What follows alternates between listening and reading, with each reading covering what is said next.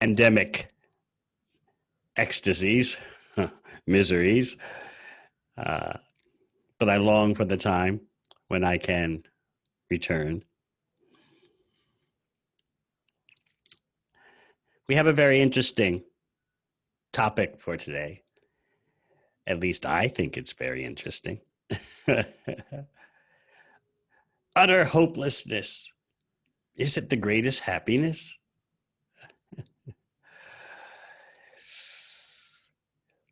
First, let's begin with life as we ordinarily know it, the realities. As Krishna explains in Bhagavad Gita, Asha Basha Shatar Bada. Material life means we are bound by a network of false hopes, like a fish caught in a net, Mohajala Samavrita, a network of illusion. And you can visualize the threads on that net are made of false hopes. But hope plays an enormous role in bhakti. Indeed, it's one of the main characteristics of bhava, as you read in Nectar of Devotion, the summary study of Bhakti Rasamrita Sindhu. Material existence means we're carried from one body to another by our hopes. Those hopes are stored in the subtle body, which, as you know, is a template for the next gross physical body. So we really have to be on top of our hopes, our aspirations, because they, if material, are imprisoning us. Let's take a look at Ashabandha, the hope, the strong hope in bhakti.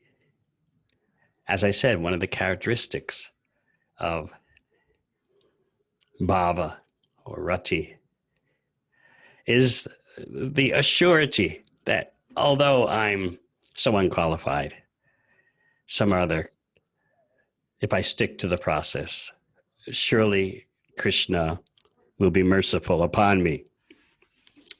We'll look at Srila Prabhupada's rendition in the beautiful Nectar of Devotion. He points out that the strong conviction that one will certainly receive the favor of the Supreme Personality of Godhead is called in Sanskrit Asha Bandha,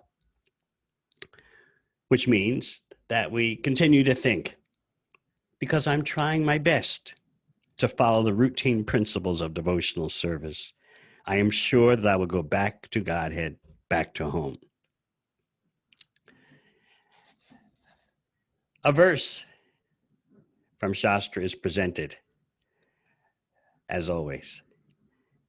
This verse is attributed to Rupa Goswami. You may note that in Bhakti Rasamrita Sindhu, Rupa Goswami attributes it to his brother, Sanatan Goswami, to whom he refers to as Srila Prabhupada. And Srila Prabhupada, our Srila Prabhupada, writes that that verse is sufficient to exemplify Asha Bandha, hopefulness, strong hope. That verse goes, I have no love for Krishna, nor for the causes of developing love of Krishna, namely hearing and chanting, and the process of bhakti yoga, by which one is always thinking of Krishna and fixing his lotus feet in the heart, is also lacking in me. As far as philosophical knowledge or pious works are concerned, I don't see any opportunity for me to execute such activities. But above all, I'm not even born of a nice family. Therefore, I must simply pray to you, Gopi Jana Balabha, Krishna, maintainer and beloved of the gopis. I simply wish and hope that some way or other I may be able to approach your lotus feet. And this hope is giving me pain because I think myself quite incompetent to approach that transcendental goal of life. Please note that last part. This hope is giving me pain. We're going to refer to that later. Please remember that this verse, while recited by sadhakas, is actually the prayer of someone in bhava who is longing for praying. So Srila Jiva Goswami explains that the background, he explains the background to this verse. The person situated at the stage of preliminary love of Krishna is lamenting that, look, I'm just presenting this prayer for my own personal happiness. In other words, I don't know what is praying, but I'm aspiring from this platform of bhava. I'm aspiring for pure love of Krishna, in which my personal happiness is not my concern. Only Krishna's happiness would be my concern. That's an interesting point to bear in mind. Still, so many sadhakas relish this prayer. We can see in it the various depths and levels of bhakti. Strong hope, certainty that although I have no qualification, if I try my best to follow what Prabhupada calls the routine principles of devotional service.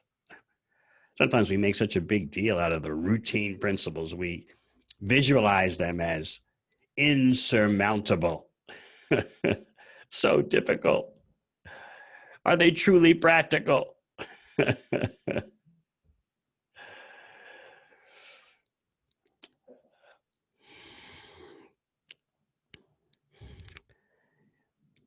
Constantly, Srila Prabhupada assured us that if we follow the instructions, the prescription he gave us fully, then our success is guaranteed.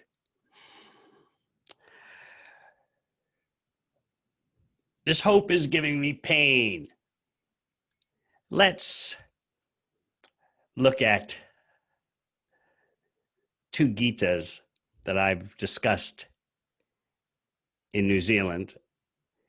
And we'll look at those Gitas expressing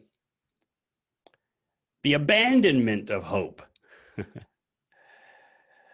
First, we'll talk about the Pingala Gita in light of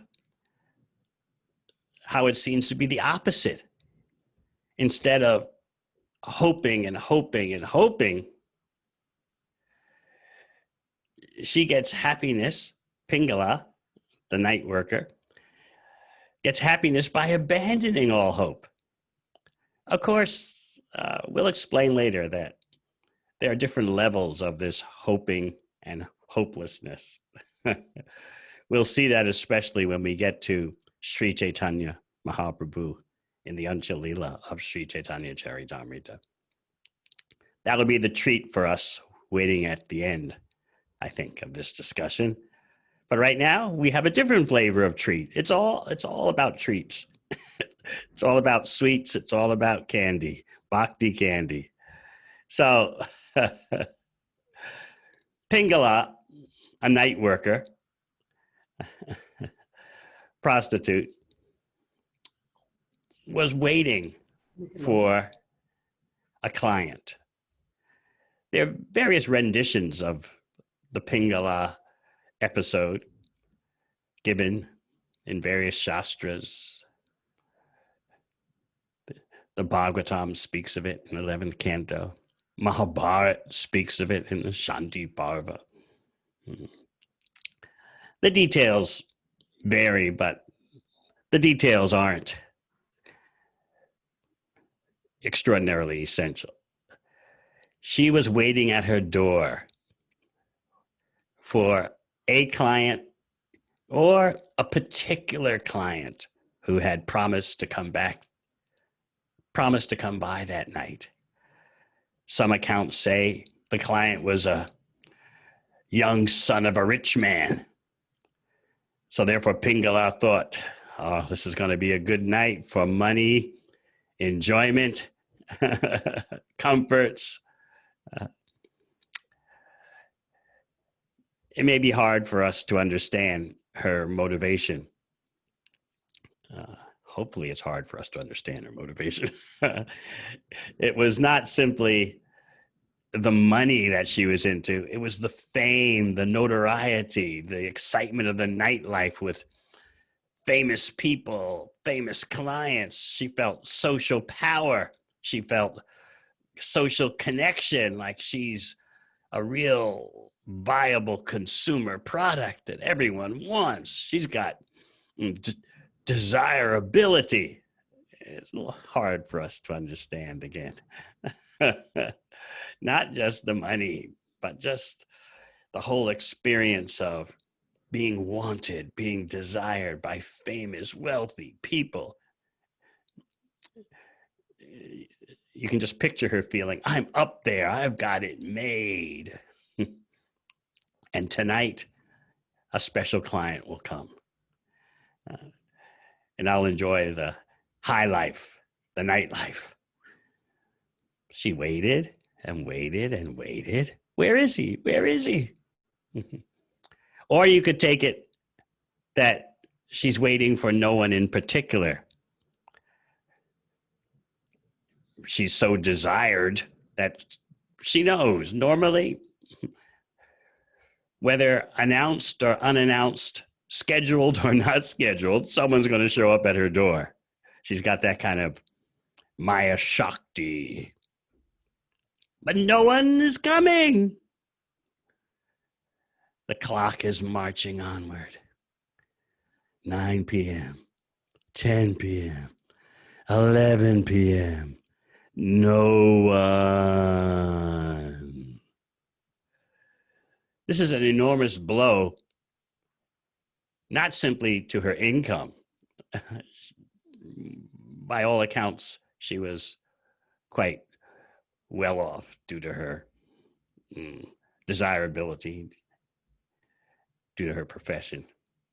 But it was a blow to her false ego. Wait a minute. You can just visualize her thinking, I'm Pingala. Everyone wants me. What's going on tonight? Now we're approaching midnight. And she's getting desperate. Walking back and forth into her house, back to the front door, looking up and down the street. It's really, you have to get into it to appreciate her emotional state and how she sees the situation. Try to understand her inner dynamics. Otherwise, you'd probably say, oh, what's the big deal? Your occupation is bad enough as it is. Just count your blessings that no one's coming.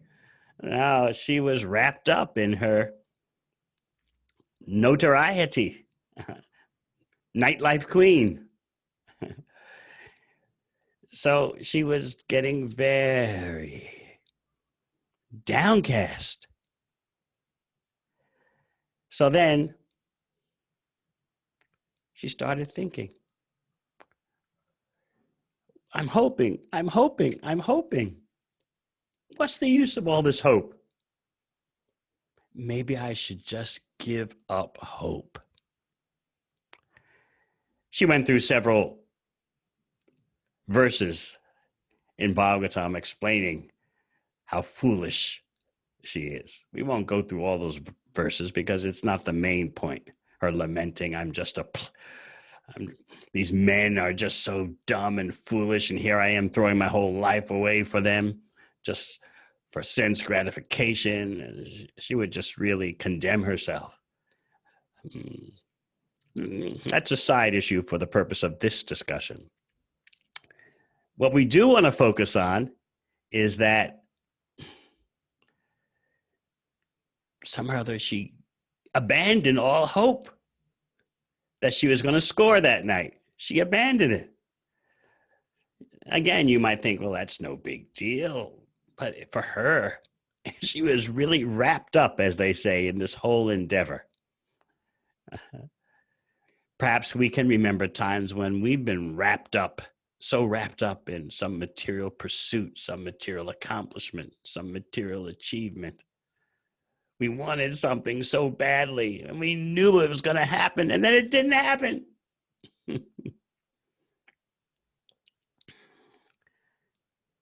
Amazingly, she abandoned all hope. She said, forget it. What's the use in all this? And she just went back inside her house. No longer was she perched outside her house, outside the front door, looking up and down the street, hour after hour. She just, as they say, she threw in the towel. She just ended all hopes and went into her room, lay down, and went to sleep in peaceful happiness. So you might say, well, what's going on here? How does she do it? And is the Bhagavatam just glorifying detachment and indifference? She became indifferent. Enough of the ups and downs of material attachment and desire. Forget it all. What are the dynamics that we may not be aware of? She had some association with sadhus. Some acharyas say that it was Dattatreya who showed up at her house needing a place to stay, and she gave him a place in the backyard. And somehow or other provided some appropriate hospitality, different from her occupation, of course, but she treated him as a saintly person. I've got a spot in the back. Some or other she had his association of a sadhu. And therefore, her detachment is not devoid of bhakti. This is an important point because we may think that just cold detachment, indifference in of itself can do something. No, without the seed of bhakti, material indifference and detachment cannot endure.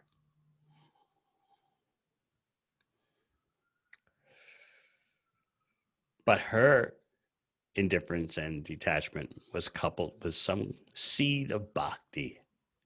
Some or other, she had a little bit of Krishna's favor due to sadhu seva. So when she gave up all hope, it was not like she became depressed or a basket case, as they say. She was able to change platforms in her life. It may seem at first when you read that part of the Bhagavatam that it may seem a bit mysterious. Okay, she gave up all hope and went to sleep. Big deal. But you have to see the bhakti behind it. There's just a trace of bhakti there. And also, Pingala, the Pingala Gita, the song of Pingala, is used by such extraordinary personalities as Sri Chaitanya Mahaprabhu to demonstrate the highest ecstasies and love of Krishna. We'll get to that later if we have time. I'm just bribing you. So, hope against hope is said to be, by the acharyas, is said to be utter misery. Because you have this longing which is not being fulfilled. But then when you give it up, as Pingala did, that's utter hopelessness. That seems to be a bad thing. We'll talk more about this utter hopelessness later, as I said, how utter hopelessness is said to give the greatest happiness. Sometimes Krishna's dearmost devotees say that. Sometimes his dearest devotee, Srimati Radharani, says that. And because Sri Chaitanya Mahaprabhu is Radha Krishna combined. He's Krishna with the emotions and complexion of Srimati Radharani. He also can echo the utter hopelessness that Krishna's dearest devotees sometimes say that they have and they want it. Doesn't last long, but still. They look to the example of Pingala. When she gave up all hope, she was peaceful and happy. Let's give up Krishna. Let's stop talking about him. We'll never attain him. He doesn't want us. Let's just embrace utter hopelessness, and in that way, we'll be peaceful and happy. And we'll get to that later. For now, let's go to another example of indifference and detachment resulting from everything falling apart. We'll look at another Gita, the Bhikshu Gita, again from the 11th canto. The Avanti Brahmana, the Bhikshu Gita, or Renunciate Gita, is sung by the Avanti Brahmana. And we've been speaking about this here in New Zealand. This Avanti Brahmana, although he became such an extraordinary saintly person, didn't start out like that. He was a Brahmin who had money due to agriculture. In the 7th canto, it's explained that an alternative occupation for a Brahmana, besides worshiping the deity, teaching others to worship the deity, studying the Vedas, teaching others the Vedas, giving and receiving charity, an alternate occupation, which is allowed, is agriculture. Because so many persons give in a real human civilization, unlike what we have today. So many persons give charity to the Brahmana in the form of cows and grains. So somehow it's allowed in the Varnashram system that the Brahmana not only can give away the excess, but I guess in some circumstances he can do a bit of business. In any case, this Avanti Brahmana was loaded, but he was an extreme miser. He wouldn't spend anything on his family. He wouldn't spend anything on himself. He was nasty, cranky, insulting, so much so that his own family was inimical to him.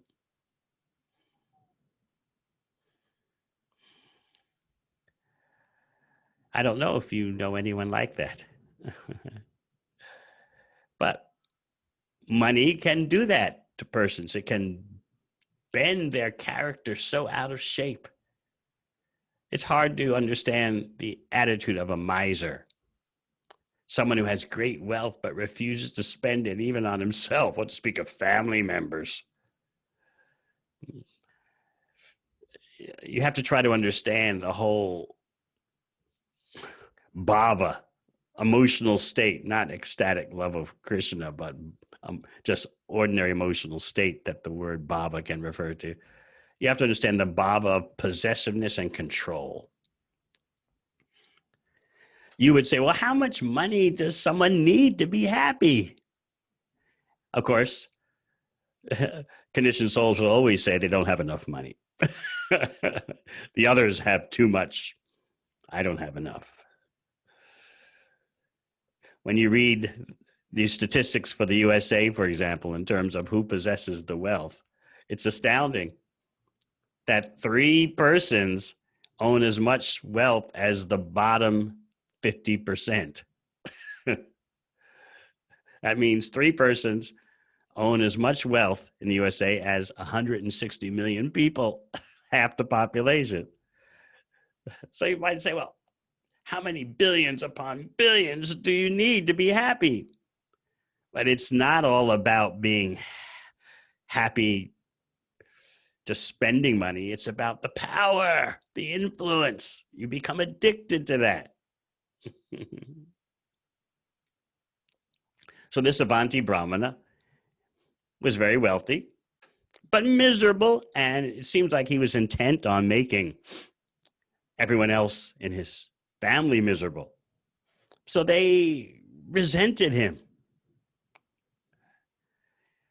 It seemed like life was going to go on in that way. But what happened? Huge upheaval. He lost everything. The Bhagavatam describes thieves plundered his wealth. Natural disasters ruined his harvests, destroyed his crops in the field.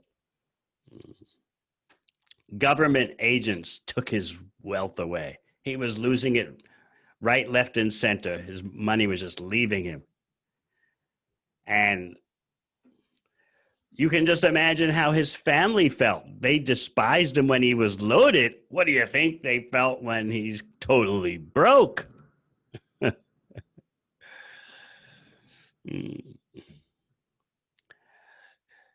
They were inimical before due to his mistreatment and miserly ways. How do you think they were feeling now? As they say down under, here in Australia and New Zealand, they didn't want to borrow him before, so they certainly didn't want to borrow him after. He lost everything. In disrepute, in scorn.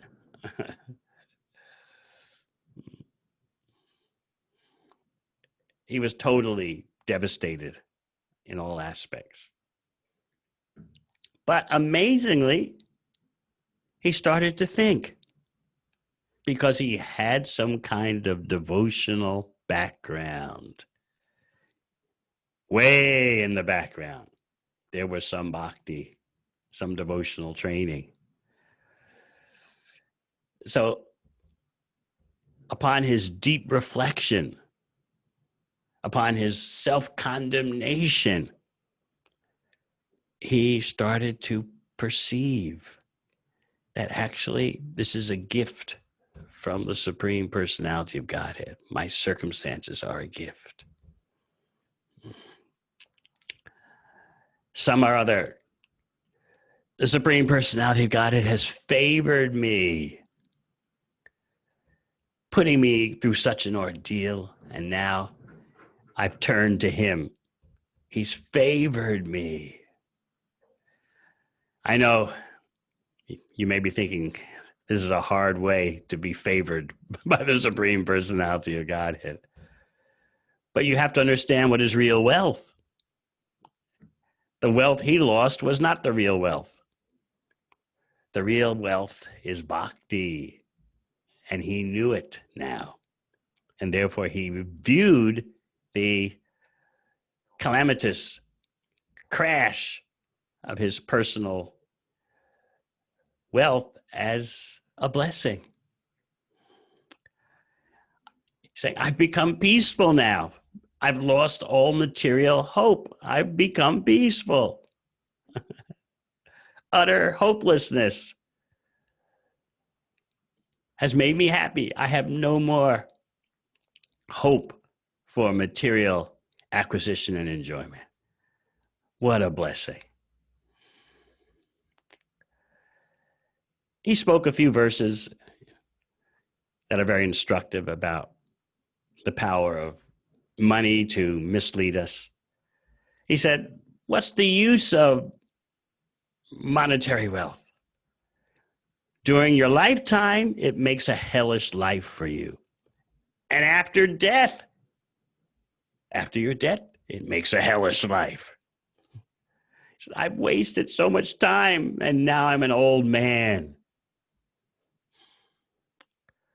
I can see that my life is in the grip of time.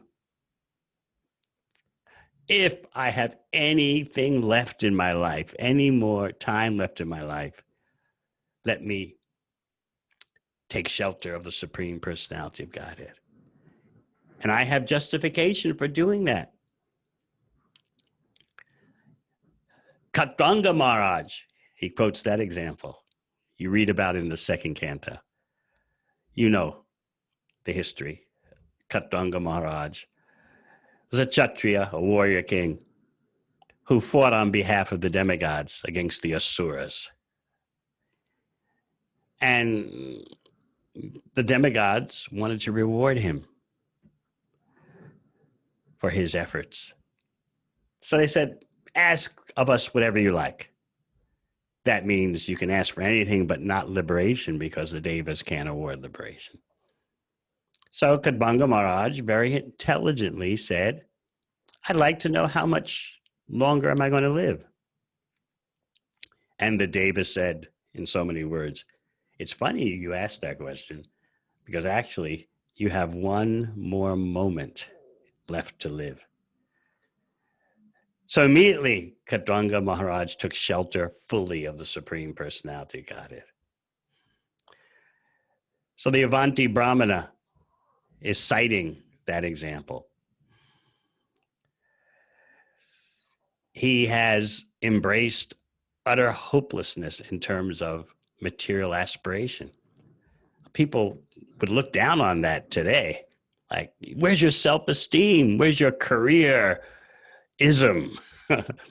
Where's your desire to get ahead?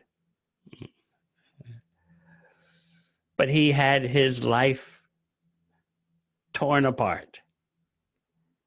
Yet, amidst all the devastation, the seed of bhakti came to the fore. So he's focusing on that, the real career. So like Pingala, he's an example of someone attaining peace and joy by hopelessness. I give up all hope, but he gives up all material hope. And again, like Pingala, he attained the jewel of indifference. Oh, material life, it comes and goes, happiness and distress. But that indifference is just not, it's not like the stoicism, you know, the Stoics who just advocate, bite your tongue, press your lips firmly together, endure. No, bhakti is not like that. The indifference described in the Bhagavatam is mixed with bhakti, the desire to serve the Supreme Personality of Godhead. So the Bhagavatam is not glorifying material indifference or material detachment in of itself. Everything is in relation to the Supreme Personality of Godhead. Everything beneficial is in relation to the Supreme Personality of Godhead. So remember, we were reading from Nectar Devotion about Asha Bandha, the strong conviction that one will certainly receive the favor of the Supreme Personality of Godhead. You're encouraged to maintain and increase that hope, that surety. As Prabhupada writes, one should continue to hope against hope that in some way or other he'll be able to approach the lotus feet of the Supreme Lord. So again, this is a characteristic of someone in bhava, preliminary stage of love of Krishna. Remember those 9 characteristics. So Ashabandha is one of them. How is it, though, that the greatest devotees sometimes seem to abandon all hope in relation to Krishna, in direct relationship to Krishna? What's going on here?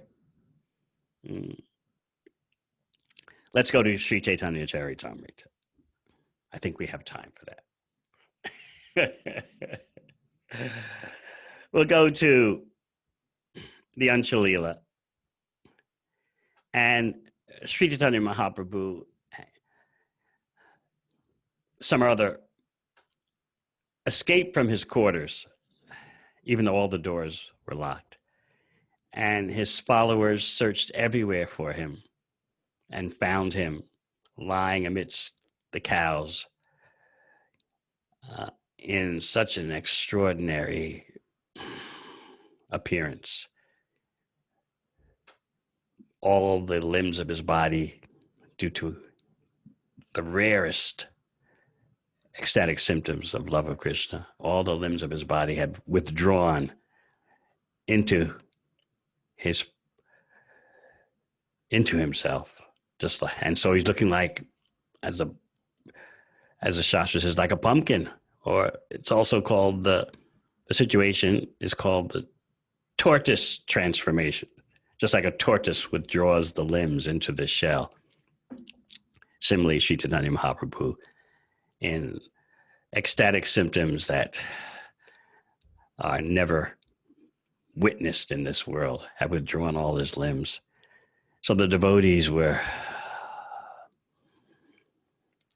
very disturbed seeing him in that way, and they were roaring the Hare Krishna mantra in his ears, trying to bring him back to external consciousness. And so Mahaprabhu came to, so to speak, and said, "What's going on? Where am I?"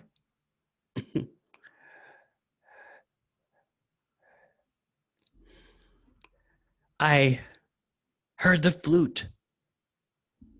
I heard Krishna's flute. And I ran out to find him. Keep in mind, we're talking about, in this section of Chaitanya Charitamrita, we're focusing on sound vibration. That's how Kaviraja Goswami is presenting this particular Chaitanya Leela. The focus is on sound and the ears. So keep your ears alert, please. So Mahaprabhu is describing to Sri Damodar and his other associates, I heard the flute. I raced out to find Krishna. I went to Vrindavan and I saw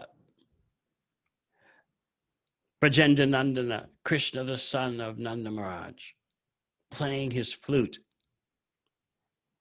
in the pastures. And then he brought his dearmost devotee, Krishna brought his dearmost devotee, Srimati Radharani, to a kunja, to a grove. Again, the flute, he signaled with his flute.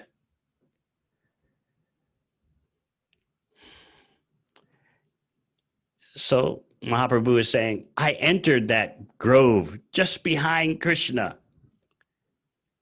And he describes, my ears were captivated by the sound of his ornaments. So you've got the flute, now you've got the ornaments.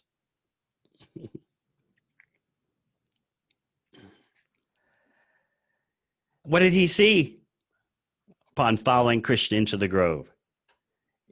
It's more about what he heard. Yes, he saw Krishna and his companions enjoying leelas, and they were laughing and joking. The focus again is on the ears. Hearing their vocal expressions made my ears so joyful. So you've got the flute, you've got the sound of the ornaments, and you have the conversation of mirth and merriment among Krishna and his intimate devotees. Then what happened? He says, all of a sudden, you all, meaning Srup Damodar and the associates in Chaitanya Leela, made a tumultuous sound and brought me back by force. I was in Vrindavan. I saw Krishna. I was hearing Krishna. And you brought me back. Because you brought me back here. In other words, to external consciousness. I could no longer hear the nectarian voice, the sounds of the ornaments of Krishna and the gopis, and I could not hear the flute.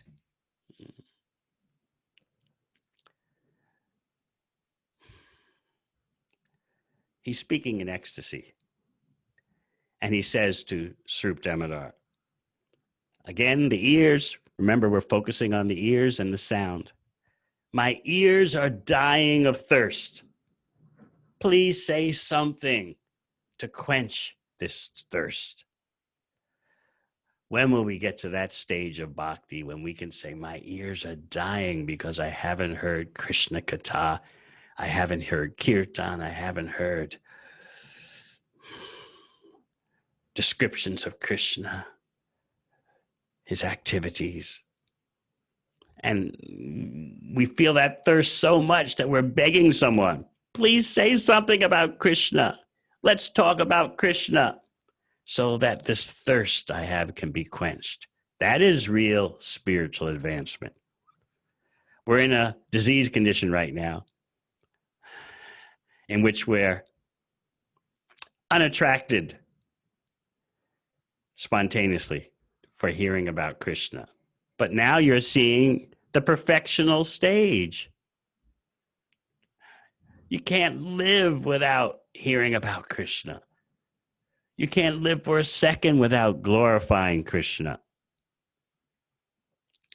So Mahaprabhu is begging Srup Damodar, say something. I've got this ear problem. My ears are dying of thirst. So then Srup Damodar starts to recite Srimad Bhagavatam. You know Lord Chaitanya's policy. Before you are liberated, hear Srimad Bhagavatam daily. And after you are liberated, go on hearing Srimad Bhagavatam. Our program is Nityam Bhagavata Sevaya. Eternally, we're hearing Bhagavatam. Eternally means at least every day. It's our association with Krishna, our association with Srila Prabhupada, and the whole parampara. So Srup Damodar recites a verse from the Bhagavatam, which actually is spoken in anger by the gopis. Because Krishna has told them when they assembled for the Rasa Leela, Krishna's told them in so many words, go home. What are you doing here? You should be at home doing your household dharma. So his most intimate devotees are speaking with anger. Who is that woman within the whole three worlds who will not be captivated by the rhythms of the sweet songs coming from your wonderful flute?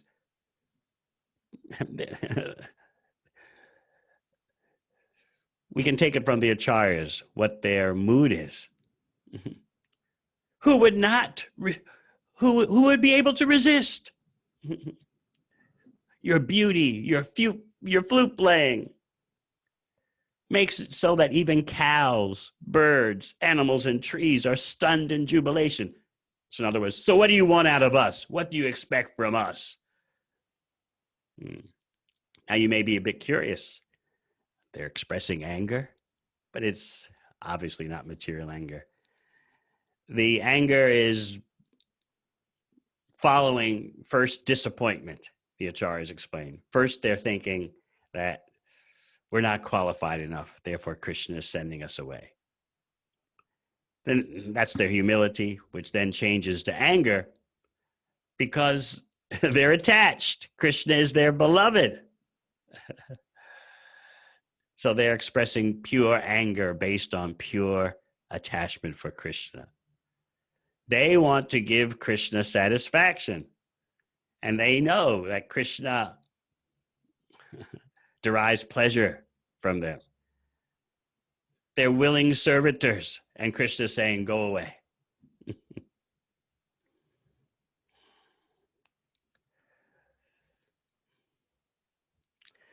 So Mahaprabhu, upon hearing the verse recited by Sri Damodar, begins to explain it. He says, the gopis entered the arena of the rasa dance in ecstasy, but after hearing Krishna's words of negligence and detachment, they understood he was going to renounce them. Thus, they began to chastise him in anger. This is Chaitanya Mahaprabhu's explanation. They're chastising him in anger. We're ready to serve. We're here to serve. And you're sending us away, talking about grihasta dharma. We should go home. What are we doing in the forest in the middle of the night? So Mahaprabhu explains that he's elaborating, you see, based on Shastra. He's the Supreme Personality of Godhead, yet he elaborates upon Shastra. So he's explaining the gopis' mood. Oh, Nagar, oh, dear lover, please answer just one question. Who is it amongst the youthful men, the youthful women within the entire universe who is not attracted by the sound of your flute? Again, the emphasis, you can't blame us. There's no one who can resist. Now, suppose, the acharyas point this out, suppose Krishna would accuse, I think you're just in it for your own happiness. You're wanting to be with me for your own pleasure. The gopis would respond, even if that's the case, you can't blame us. It's all because of your face. Your face is so beautiful. So if you want to blame someone, don't blame us. Blame your face. So they're begging, please just answer one question.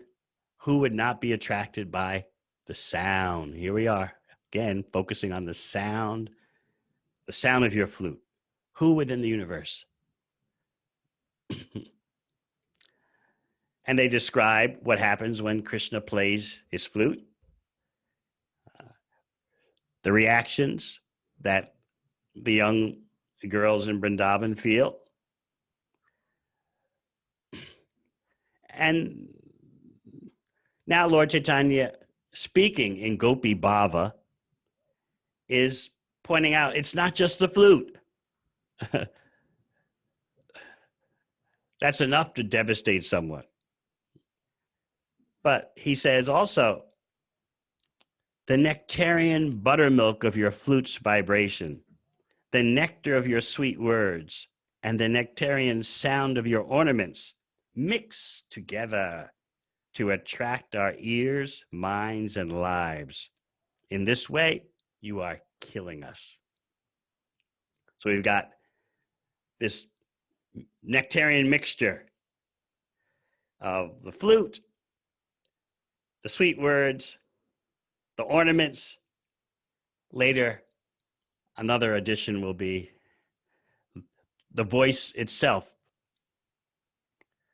besides the words that the voice speaks, the voice itself, that sound. They say, you're killing us in this way. When you hear about ornaments, you may wonder, well, what exactly they're referring to? What ornaments is Krishna wearing that makes such a sound? He wears ankle bells and he wears arm bangles. So those two sounds combine to form the sound of ornaments. And then there's the flute, there's the words, and the voice. Mm-hmm.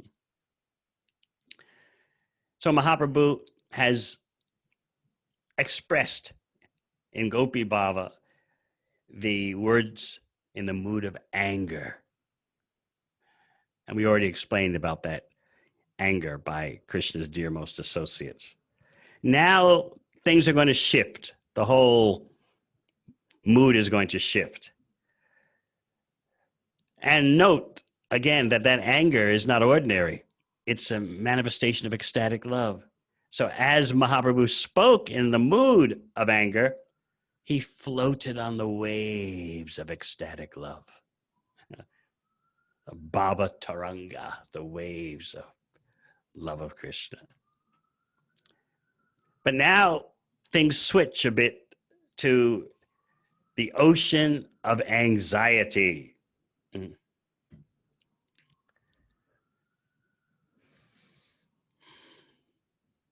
And Mahaprabhu is going to express the Bhava of Srimati Radharani. He's going to recite a verse and explain it so that we can get a glimpse into these most exalted emotional states.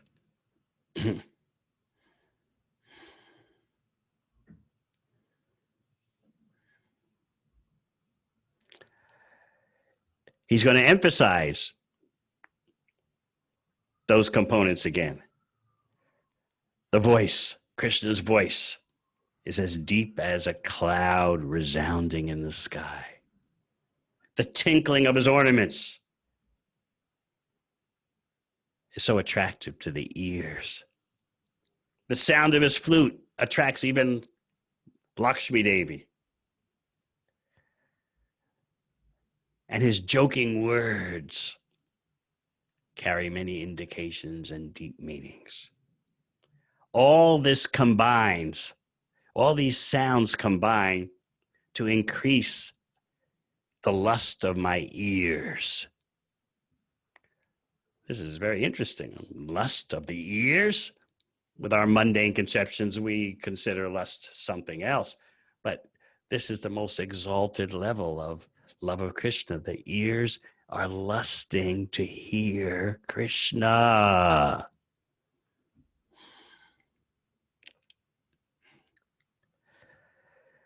So Mahaprabhu goes on to elaborate about the deep voice,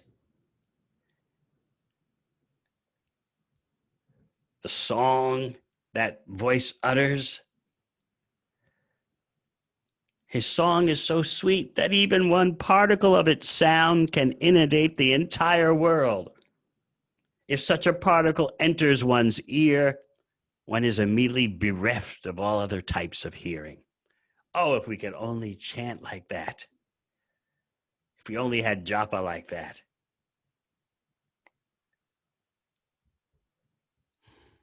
Japa so that if anything else would try to enter the ear, we can't hear it because our ears are so thirsty and lusty for hearing the sound of Krishna's name. For me, where I am, it's the appearance day of Srila Bhaktivinoda Thakur, who wrote a famous song. All his songs are famous, but he wrote a particular song about when will that day be mine? When I can actually hear the Hare Krishna mantra and glorify Krishna and dance in ecstasy in Navadvip Dham on the bank of the Ganga. When will that day be mine? This is real lust, the perfection of lust.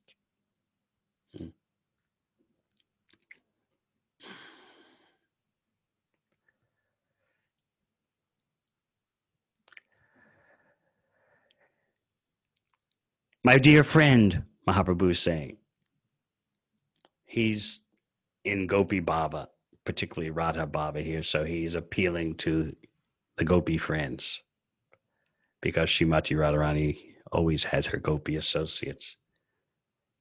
My dear Saki, dear friend, it's feminine, not Saka, masculine. Because Srup Damodar is in the role of a Gopi assistant. My dear Saki, please tell me what to do. My ears have been plundered by the qualities of Krishna's sound. But now I can't hear that transcendental sound, and therefore I'm almost dead because of this situation.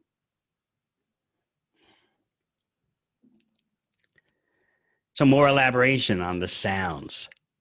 The tinkling of Krishna's ankle bells, the sound of his bangles, getting more specific here about the sounds of the ornamentation.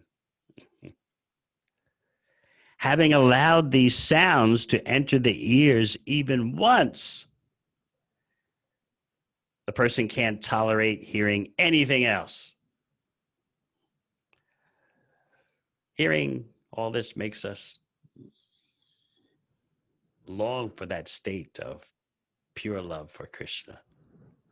Now you might say, all right, we're hearing this one time, but it's so far above us and unattainable. That's why we need daily hearing, because by daily hearing, gradually all this starts to sink in and our desires change, our aspirations change. So our program is to combine practical activities in bhakti with hearing and chanting, which is also practical. Sometimes we think, oh, well, we have the practical activities pushing on the mission of Srila Prabhupada. And then we have reading and chanting, hearing. No, but the reading and chanting, hearing are also practical. In fact, they're the foundation. Without that, we lose sight of the difference between material endeavors and spiritual endeavors. Just like without the association of devotees, Srila Bhakti Siddhanta Saraswati Thakur says, you lose the ability to discriminate between material and spiritual affairs. It all becomes fuzzy, blurry. You don't see the distinction anymore.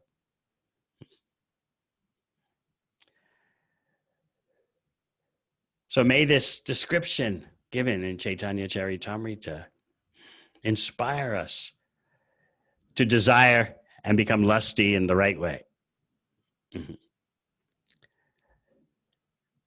Mahaprabhu talks about Krishna's speech, sweeter than nectar.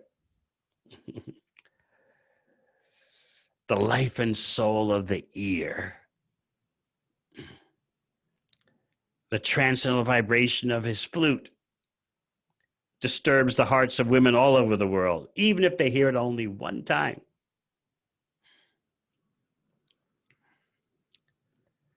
And again, the emphasis. Only the most fortunate can hear the four nectarian sounds. Please remember those. Krishna's words, the tinkling of his ankle bells and bangles, his voice, and the vibration of his flute. Mahaprabhu says, if you don't hear those sounds, your ears are useless.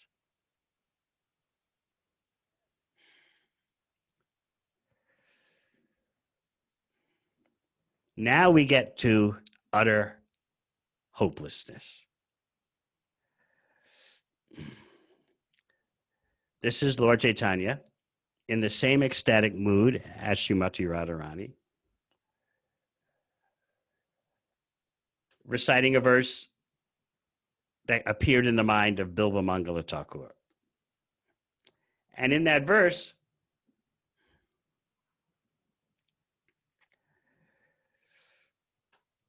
Krishna's dearmost devotee is saying, say something auspicious, but don't speak about Krishna.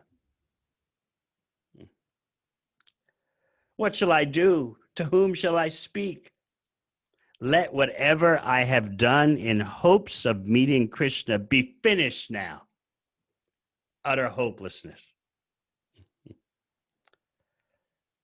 This is a statement by Srimati Radharani, Srila Prabhupada explains, quoted from the Krishna Karnamrita.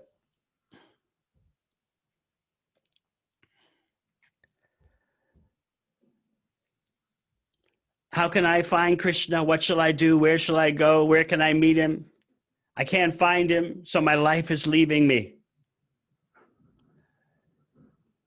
Chaitanya Mahaprabhu is quoting these verses. He's in Radha Bhava.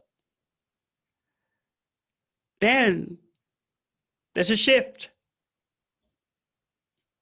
There's a shift in the transcendental ecstasy.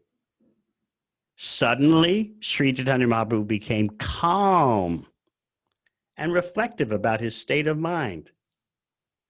How? He remembered the words of Pingala, of all persons. Amazing, isn't it?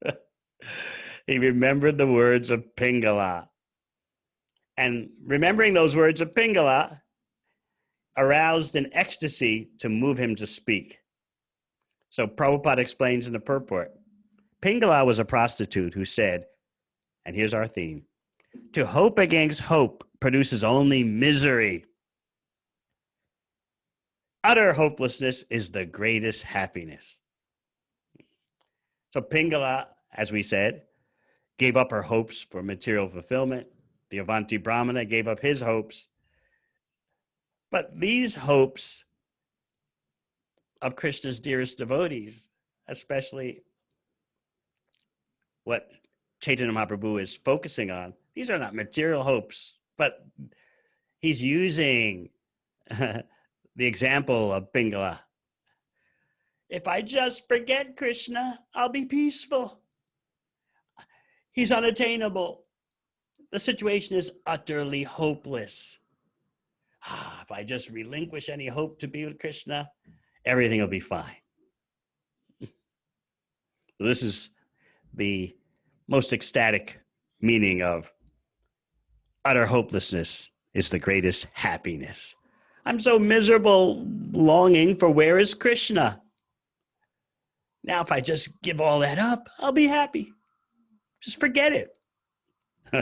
But the issue is, can Krishna's pure devotees ever forget him? Mahaprabhu presents that possibility. If I give up hope of meeting Krishna, I shall then be happy. Therefore, let's stop talking about Krishna. Let's stop this most inglorious discussion of Krishna. It would be better for us to talk of glorious topics and forget him. This is utter hopelessness. There's a problem, though. You may recall from the Brahma Gita when Uddhava went to visit Vrindavan, sent by Krishna, and Srimati Radharani recited the song to the bumblebee.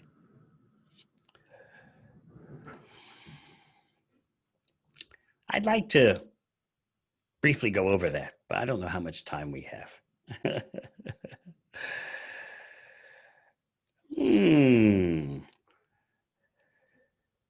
We'll continue here with Chaitanya Charitamrita. But you may recall in the Brahma Gita, the song to the bumblebee, Krishna's dearmost devotee is saying, let's forget him. Better not talk about him. He doesn't remember us, so why should we remember him? We have so many better things to do than talk about Krishna. But here is the paradox. The more his dearest devotees say we should stop talking about him, the more they continue to talk about him. We should just stop talking about him. He doesn't think of us. Why should we think of him? Why should we talk about him? And they go on and on and on. Why should we talk about Krishna? He doesn't care about us. We're going to stop talking about him. Why should we talk about Krishna? It just goes on and on and on. And Uddhava is observing all this and saying, he's thinking, I have never seen love of Krishna like this before. Krishna himself wants to understand it, so he takes the role of his own devotee. He comes as Sri Chaitanya Mahaprabhu. So while Srimati Radharani is speaking like that, as presented by Chaitanya Mahaprabhu in Chaitanya Charitamrita, suddenly remembrance of Krishna comes to her mind. Indeed, Krishna appears within her heart. So as Mahaprabhu presents it, greatly astonished, she told her friends, the person I want to forget is lying in my heart. What a dilemma.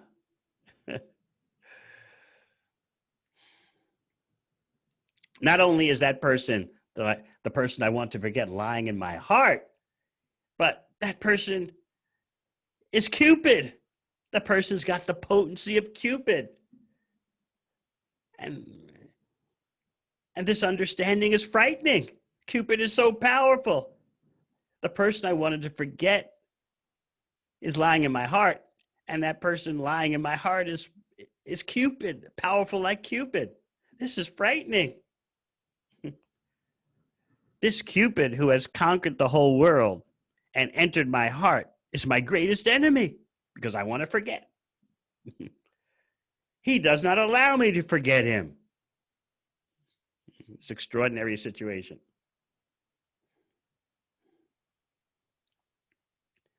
So now the situation is going to reverse. The ecstasies are going to go in another direction, from the desire to forget to the desire to remember. Materially, this makes no sense. Materially, some of us say, make up your mind, go one way or the other. But such a person doesn't understand the ecstasies of love of Krishna. We don't understand it. We're just trying to catch a hold on to the feet of the parampara. Srila Prabhupada gave us these books. Kaviraj Goswami has presented this. So now, from wanting to forget and then realizing, what am I going to do? The person I want to forget is in my heart. I'm stuck. And not only that, but that person in my heart has the potency of Cupid. I'm never going to get over this. Then things shift. As Chaitanya Charitamrita explains, great eagerness conquers all the other soldiers of ecstasy, and an uncontrollable desire arises in the kingdom of Srimati Radharani's mind. And now she starts chastising her own mind. If you don't think of Krishna, you're going to die in a moment, like a fish out of water. And when I see Krishna's sweetly smiling face, my mind and eyes are so pleased that my desire for him redoubles. This is a dilemma. If my mind doesn't think of him, it'll die within a moment. And when I do think of him, the desire just exponentially increases.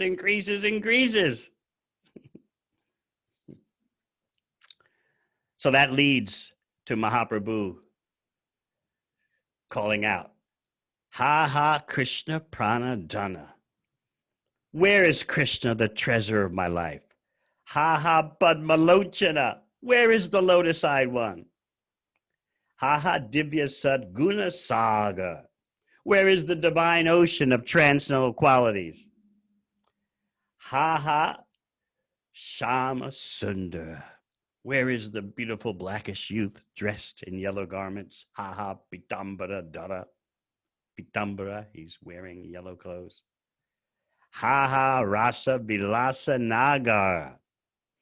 Where is the hero of the Rasa dance? Now what is Mahaprabhu doing? He suddenly gets up and starts running. He's going to find Krishna. But Srup Damodar catches him and holds him on his lap. and makes him sit down.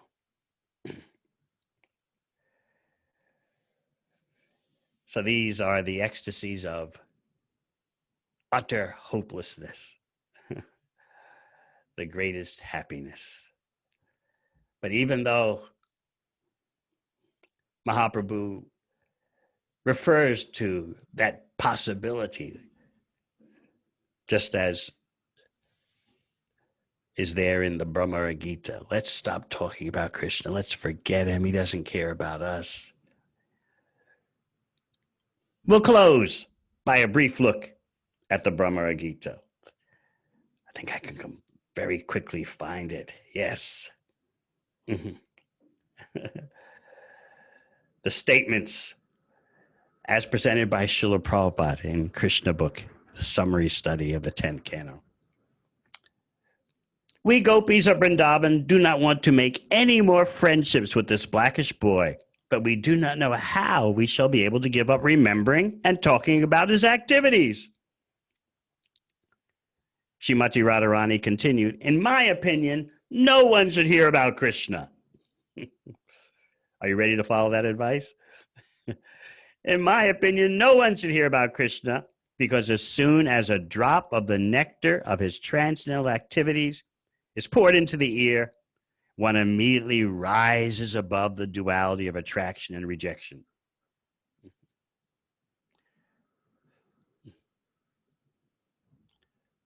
She goes on to say, then he wanders in search of Krishna, either as a human being or another species of life, even as a bird, and voluntarily accepts the profession of a mendicant.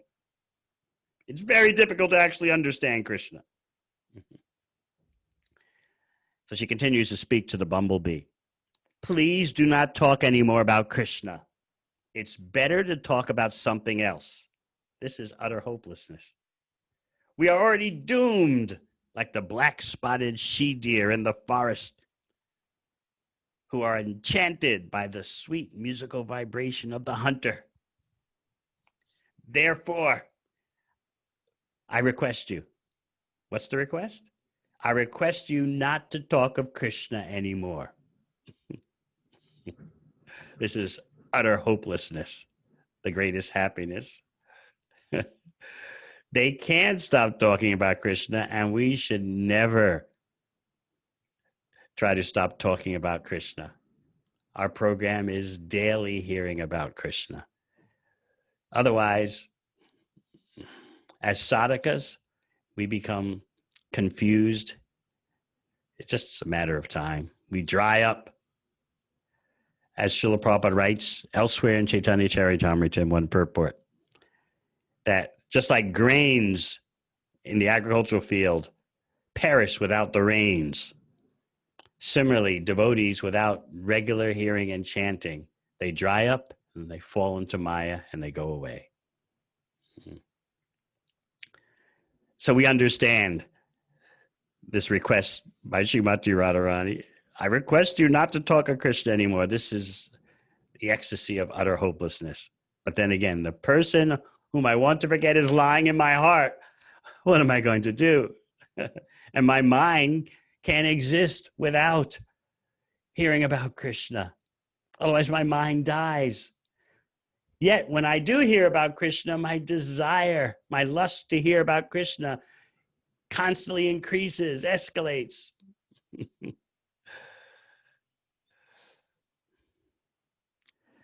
So these are some thoughts I wanted to leave with you today. Various approaches to the topic of hope against hope and utter hopelessness. All right. I thank you all very much for your kind attention. My special greetings go out to the New York devotees. I know there are devotees from all over the world online now, but especially this is for the New York devotees pushing on in difficult circumstances. I am indeed thinking of you all. Thank you very much. Hare Krishna. Thank Thank you very much, Maharaj. Maharaj, there are two questions. Would you want to take them? How many questions are there? Two. There's two questions. If you're recommending, I'll take at least one. Okay. Just like Pingala wanted to feel wanted, we might have similar psychology of being wanted and admired by devotees, friends, and family. And when that is not reciprocated, then we feel dejected and low. How is that similar to Pingala's mood, and how is it different? How should we act in such circumstances, and what should we do? Yes, it's a material characteristic that we want to feel desired. We want attention. Everyone likes attention, whether male or female. There's a big myth that men aren't so wanting attention. Forget it. They're big babies, most of them these days. But anyway,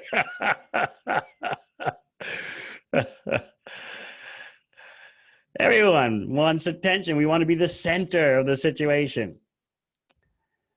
Now, we have to be careful in bhakti. We can't use transcendental knowledge as an excuse to be insensitive and not caring and inappreciative. Prabhu, no need for me to show you any attention or appreciation because we're not that body, we're not that mind. We don't want to get fanatical here. It's an art and a science and a culture how to show appreciation and encouragement in bhakti. And certainly devotees are motivated by appreciation, by care. That motivates them to serve Krishna more. So let's distinguish between showing appreciation, attention, and care for the purpose of Krishna's service and what is for the purpose of our own gratification. As we become more advanced, gradually the distinction becomes clearer and clearer. I know in the beginning it's a bit fuzzy, but as we chant with attention and hear with attention, the distinction becomes clearer. And we learn the transcendental art of showing appreciation and care and giving attention to devotees so that their service to Krishna increases. And that means Krishna's appreciation of us will increase.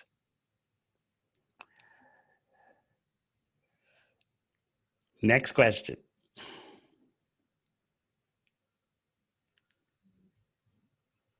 This is from Sayak Basu. Hare Krishna Gurudev. Even after going to hopelessness and situation where everything is falling apart, still if the hope of enjoyment remains, does this mean we need to go through more suffering for more purification? It means that we are under the spell of Maya. That was the Avanti Brahmana's conclusion. He's saying in Bhagavatam, 11th canto, it's amazing how, in spite of all the tribulations one goes through trying to accumulate wealth and spend it, still one does the same mistake again and again. His conclusion was, there's some kind of energy of illusion operating here that belongs to someone. He's shrewd now. He's seen it all. He's been through it all. There's some kind of spell being cast by someone here. Otherwise, why would someone make the same mistake again and again after witnessing so many others making the same mistake again and again? So what does Krishna say in Bhagavad Gita? Daivyesha gunamayi mama maya dharayaya. This material energy, this illusory energy of mine, it's mine, but it's impossible to overcome unless you handle it my way. So as devotees, we always want to be careful handling, interacting with the external energy, making sure it's done Krishna's way. All right. Thank you very much. Hare Krishna.